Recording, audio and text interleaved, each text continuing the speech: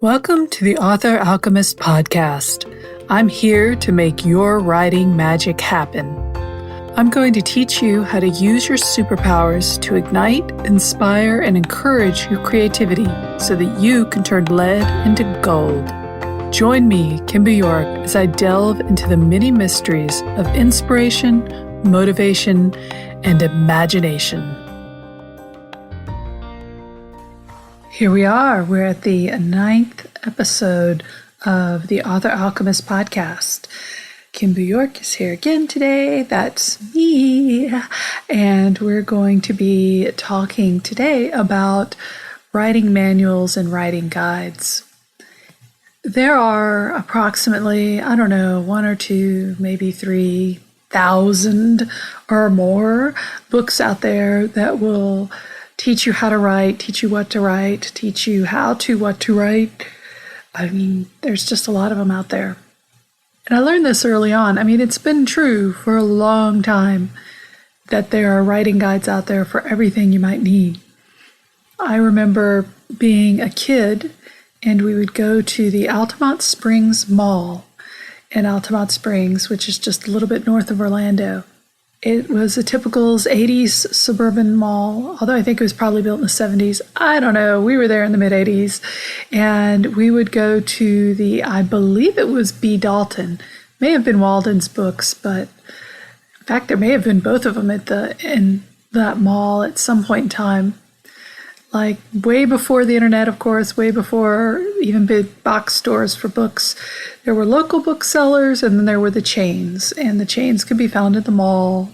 And my mother loved to go to the mall and people watch and look at all the things she could not afford to buy. And of course, I tagged along with her. We would go into B. Dalton Books, and for me, it was a little taste of freedom. I could go anywhere in that bookstore as long as I didn't leave it. And that was the kind of freedom I didn't get a lot of as a child.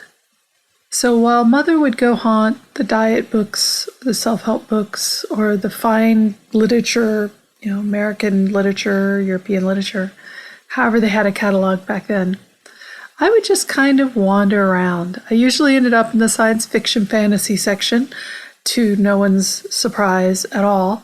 And occasionally I would end up over in the general literature section, pulling out titles that looked interesting to me. I think that's how I became such an early reader of Watership Down. I certainly read it before my mother read it, but I pulled out the book and I saw the rabbits on the cover, and I was, 8 or 9 years old? Like, yes, rabbits, that looks like a cool book. Anyway, when I decided that my writing was something that I was serious about, and mind you, I was probably 10 years old at this point and had already been writing every day on my typewriter, pages and pages and pages of stories since I was old enough to type, 7, 8, 6, I don't know, young. And Mother got me on that touch typing thing pretty darn early. And since I was homeschooled, it was easy for her to do because she would just plop me down at the typewriter and tell me to stay there until I finished 2 exercises or more. Anyway, I finally figured out that my favorite authors were actually real human being people who, like me, enjoyed writing stories. So I decided, well, that's it. If Anne McCaffrey can write about dragons, and by golly, I can write about dragons too. So while my mother went in for studying literature and studying literary criticism, I went in for studying how writers write. So I ended up in the writing section of the bookstore, which B. Dalton's was very small. Compared to what we think of bookstores today, a little bit more of a hole in the wall. Remember, it was in the mall. It was not a very big store. So the writing section was usually 1, maybe 2 shelves worth of books. And I would just cycle through whatever was on the shelf and then beg my mother to buy the latest Writer's Market, whichever year it was that it had come out. Now, you've got to remember, this is before the internet. And so the Writer's Market basically cornered the market on giving writers access to publishers, magazine publishers, book publishers, and agents. So I would thumb through it and be looking for, well, gosh, who publishes what? Would they publish my work? Big dreams back then. The end result was that I figured out that there are a lot of different kinds of writers' self-help books, for lack of a better term. And that's what we're going to talk about today, because not every self-help book on writing is helpful. And I'm not talking about the fact that some are just really poorly written themselves or are just full of dreck that everybody gets taught before they leave high school about composition. It's more about finding the writer's guidebooks that guide you, that answer the need that you have. A lot of the books that I found in B. Dalton and later Barnes & Nobles, and then, of course, Amazon, is that at the time, I was not ready for them. I was still a kid back then in those situations, and as I grew older, I was not a mature enough writer to really use the advice that I was getting in a lot of those books. They were not speaking to me as a writer for my goals. Some were very helpful anyway. I remember one book that was a route that I think my mother bought it actually because she loved mysteries. She was a huge Agatha Christie fan, and it was a book about how to write mysteries. And I remember reading that and seeing how it handled a suspenseful plot was really helpful for me as a baby writer. It gave me the idea, so it's more than just character development and atmospheric, edgy situations a la Wuthering Heights. It's about structuring for suspense, which is pretty obvious in retrospect. Of course, we know this now. We're adults. We've done a lot of reading. But remember, I'm reading this when I'm maybe 11, 12 years old. I'm like, wow, is that how they do it? And outlining, of course, every book has the solution for outlining, and it may be a solution, but it may not be your solution.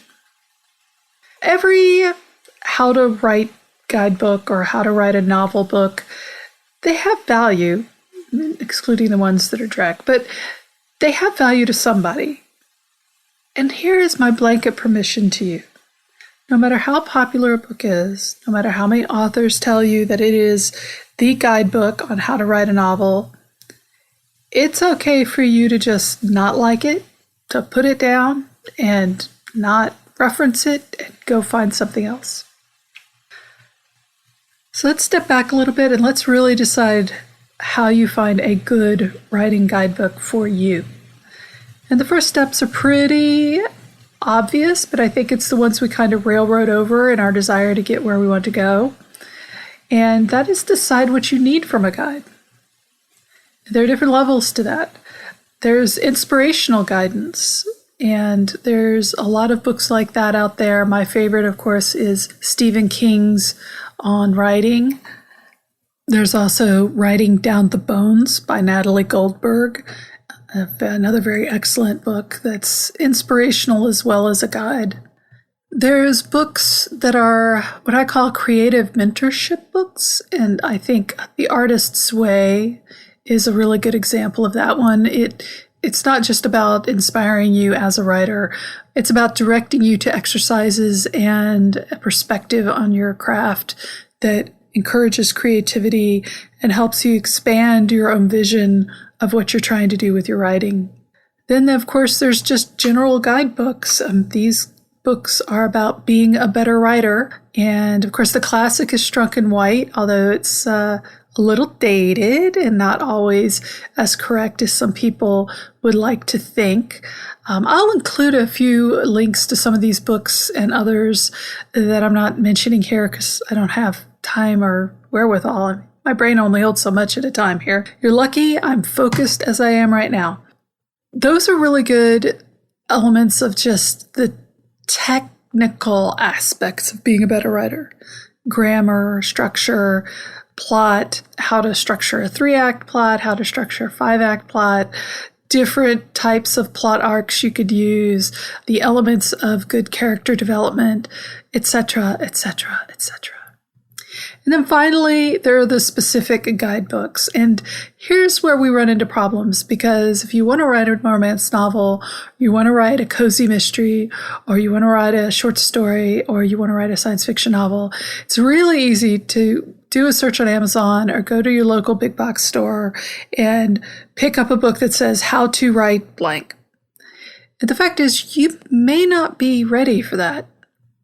Or alternatively, you may be more than ready for that, and sitting back and reading about romantic plot beats or something that's, you already know that. So why are you reading this book? This is why I suggest you stop for a moment and really think about what you need from a writing guidebook. Obviously, you're going to have more than one guidebook in your life. There's going to be different guidebooks for different periods and different stages, and you shouldn't shut the door on one just because maybe you don't think you're ready for it, or maybe you think you don't really need it just now. I find myself going back and forth, especially with the how-to guides that are very specific in genre, not because I necessarily feel that I need basic elemental instruction to get writing done. Obviously, I don't have many books published, but I do need fresh eyes. Sometimes I need to step back from the genre and take a look and see how other people are seeing it, and maybe incorporating some of their ideas that I haven't yet or hadn't thought of, or just maybe find really neat and want to try. So there's a lot of different reasons. And the final analysis, I think the really important thing when you're looking for a writer's guide is to trust your instincts. If you can't put the book down once you've started reading it, then obviously it's probably a book you need to be reading. But if you think that it is a book you need to be reading, but you just can't get through it, and it's just so hard to pick it up and read it, try to figure out why. But then give yourself permission to say, okay, well, whatever the reason is, I'm just going to put this book aside for right now. Maybe it's a book that you'll come back to later. Maybe it's not. That's okay too. Like I said, there are thousands and thousands of writer's guides out there. Every single one of them is saying something a little bit different. Not all of them are written for you. If you're not sure about a book, though, you can do this, especially if it's one that has writing exercises in it, which most of the books outside of the inspirational guidance ones do tend to have writing exercises or some kind of interactive element to them, whether it's drafting up plot outlines or character sheets or whatever. Get halfway through the book. Don't even bother reading it. Just open it up halfway. Find the closest exercise assignment and read it over. See if it's something that you're interested in doing. You don't have to do it, obviously. You haven't read the book yet, but if it holds something that you need to know or you need to learn, you'll see that right away. You'll say, oh, wow, this exercise is going to be really helpful for me. I need this book. Or you're going to look at it and you're going to go, is this what the exercises in this book are like? I'm not sure it's really going to help me. Just remember that a good writing guide, no matter what kind of it is, whether it's inspirational guidance or creative mentorship or general guidance or specific guidance, it's going to inspire you to write. And I'm sorry, if the book you're reading about writing isn't inspiring you to write at some level, then just put it down because it's not doing its job. Not going to help you. They need to be inspiring you, even if it's not inspiring you necessarily to write out the exercises that they're recommending that you do, or if it's recommending something that's a little different from what you normally write, or even if it's inspiring you to go in a completely different direction, like you're like, forget this romance novel crap, I'm going to go write a nonfiction personal essay book about raising my guinea pig. Go for it. Whatever you're inspired to write, if it gets you writing, I think that's a beautiful thing. So the alchemical lesson, which is the takeaway here, is that it's okay to judge a book by its cover when it comes to writing guides. If it doesn't resonate with you, move on. There are other writing guides out there, and some of them will change your life. I guarantee you that, but you need to find them first. So anyway, thanks for listening to episode number 9. I am really, wow. It's sad to say I'm impressed with myself. I've recorded so many of these episodes. I've taken to batch recording them on the weekends. Well, doing 2 or 3 recordings on a weekend just to get them out of the way when I'm in the mood, because I'm never in the mood really to do a podcast. This is something that's all new to me and it's a challenge. So I'm kind of doing them in groups and hoping it all comes together in the end. Eek, eek. Those are my eeky noises, the little Muppet noises. Beep, beep, beep. But thank you for listening and playing along. I would love for you to visit my website, go to the page for this blog post, and to let me know your favorite books about writing. Whatever genre they are or however they affected your life, give me the name, give me the author, tell me how it affected you, tell me how it made you a better writer or a more self-aware writer, or it inspired you to make some big changes in what or how you're writing. And I would love to hear it. And I'm always down with book recommendations, as you can imagine. So go ahead and head on over and do that. Meantime, thanks for listening, and I will talk to you soon. Thank you for listening to the Author Alchemist podcast. I'm Kim Boo York, and I hope this episode has helped to clear away the cobwebs from your inspiration and given you the power to write the stories you want to read. Now, it's time for us to get some writing done. Talk to y'all soon.